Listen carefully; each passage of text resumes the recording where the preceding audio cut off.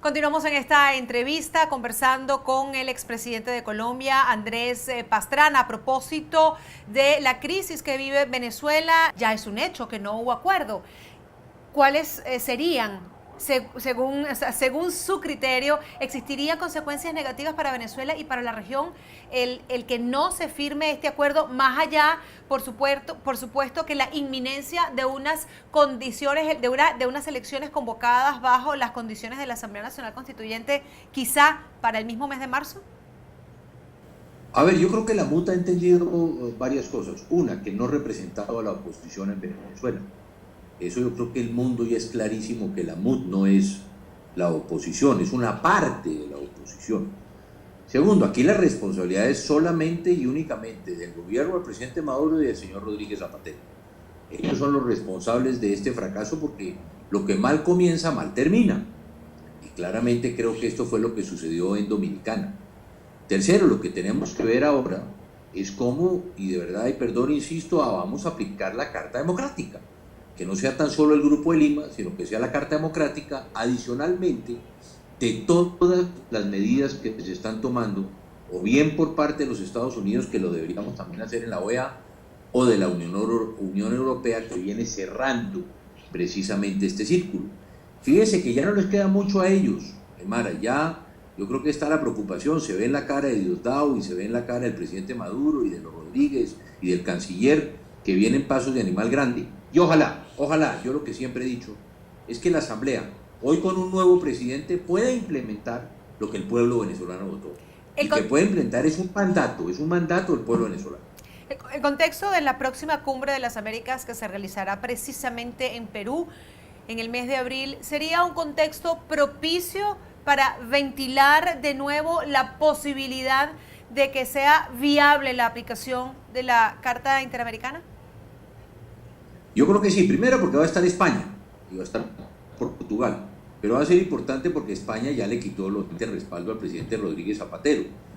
No podría un gobierno no puede estar respaldando a otro gobierno que expulsa a su embajador, como sucedió con el caso del embajador de España. En segunda instancia, yo no sé, Aymara, yo le apuesto que Maduro del susto no va a ir a Lima. Yo creo que lo invitaron y yo creo que no va a ser capaz de presentarse. Yo creo que le va a dar temor.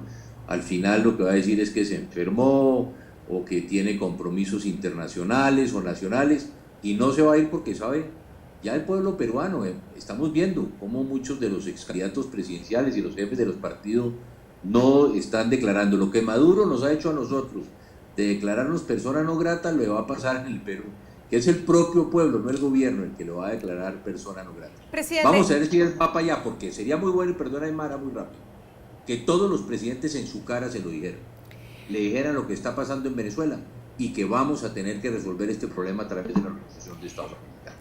Hay indicios como los económicos que mencioné hace un momento en el segmento anterior, que permitirían suponer que vamos a caminar a paso agigantado hacia una situación de ingobernabilidad en Venezuela.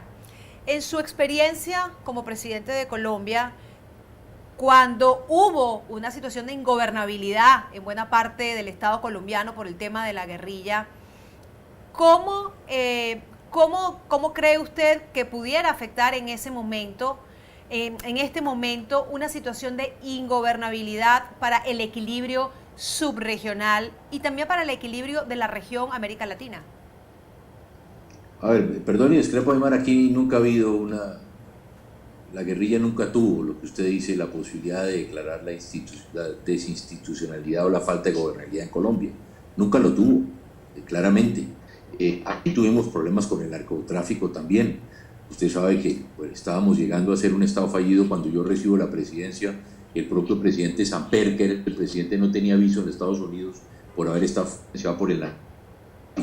Después tocó hacer el Plan Colombia, recuperamos la institucionalidad, en fin. Pero yo creo que aquí el tema es muy complicado, porque, como usted anota, el tema económico conlleva primero el tema de alimentos y la crisis también de medicina, que hay un tema que el pueblo ya no resiste más, no puede seguir existiendo estos muertos. Tenemos que buscar un mecanismo y pronto para ayudarle a Venezuela a resolver este problema. tenemos un caso ya muy grande, hay una discusión, inclusive estamos hablando ya, Aymara, de 1 millón de venezolanos en Colombia. ¿Deben o no participar ya las Naciones Unidas? ¿Debemos comenzar a pensar ya en campamentos de refugiados en Colombia? Ese es un tema que está sobre la mesa, e inclusive hay discusiones muy grandes. Vamos a ver qué dice el presidente Aymara. Desafortunadamente, mañana es que va a Cúcuta para ver cuáles son las medidas que van a tomar para ayudar al hermano pueblo venezolano. Entonces ahí hay un tema que hay que mirar, pero yo creo que se le están cerrando todas las puertas, ya se le están cerrando las puertas, inclusive en el caso de la China.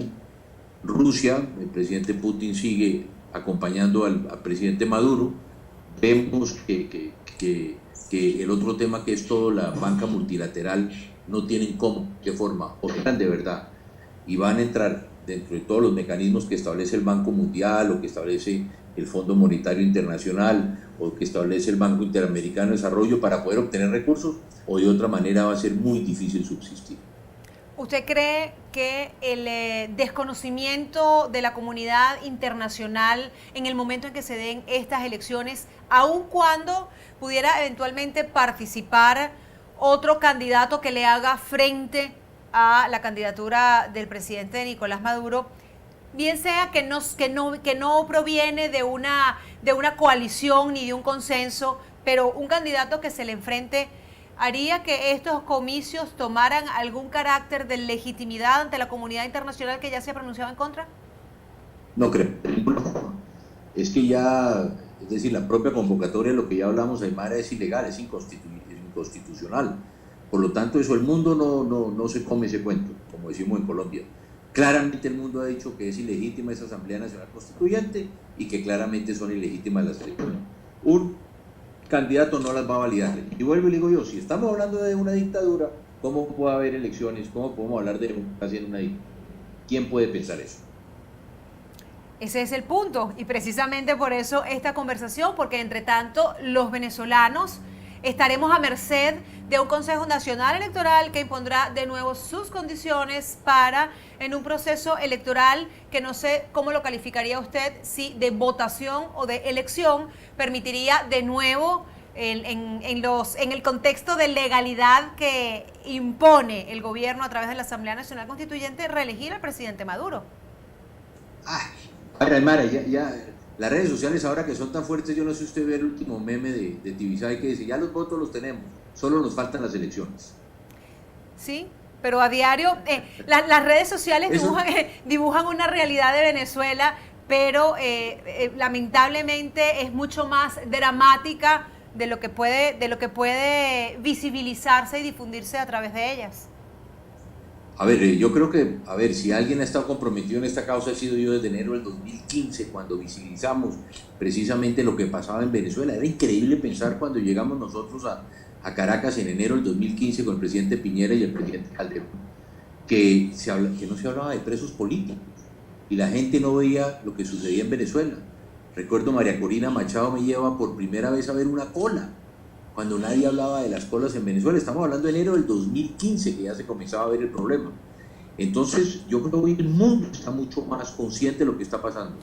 Pero aquí falta que gobiernos, Aymara, los gobiernos son los que tienen que tomar esta decisión. Que los presidentes no sigan abandonando a Venezuela, a su pueblo, a su gente, frente a esta crisis humanitaria que está viviendo ese país en ese momento. Así que son los presidentes que ojalá levanten su voz, no solamente en la Cumbre de las Américas, sino que antes, porque yo no creo que tenemos mucho tiempo, como ya lo estábamos comentando, hermano. No creo que hay mucho tiempo. Y en función de ojalá tomen partido en donde corresponde, que es la OEA. En función de esa falta de tiempo, ¿cómo sería entendida por la comunidad internacional? Porque usted forma parte de ella, a los venezolanos se le preguntará directamente a ellos, una intervención militar como una salida a esta crisis que vive Venezuela, una intervención militar similar a la que se registró en Panamá. Una solución militar externa no creo que se vaya a dar en Venezuela. El problema es que se pueda dar interna, porque lo que estamos viendo internamente, ya vimos el caso de Óscar Pérez. Lo que dicen es que hay muchos focos de esta naturaleza al interior de las propias Fuerzas Armadas. de la Guardia Nacional. Lo que puede venir es algo de adentro, que yo creo que eso es el gran temor que tiene Nicolás Maduro y Diosdado Cabello. Que la verdad, hablamos, todos somos seres humanos. A un guardia nacional como a un sargento del ejército se le muere su mamá igual por falta de una droga que al presidente Maduro o a uno o a cualquier político, o que sus hijos no comen o no pueden comer, igual sea un militar o sea un civil. Por lo tanto, aquí hay temas que son muy complicados, que la gente ya comienza a ver, y que la Guardia Nacional no quiere seguir asesinando venezolanos. Todo lo que vemos, más de 127 muertos el año pasado, no quiere seguir en ese tema. Y lo que estamos viendo ya, no sé, cuando le llegan a uno los videos de semana, la Guardia Nacional robando parte de los alimentos que están llegando para la población, y la población se está sublevando contra ellos. En fin, yo creo que todos somos seres humanos. Bueno, muchísimas gracias, presidente, por haber conversado con nosotros en esta edición del programa. Nos despedimos hasta una próxima edición.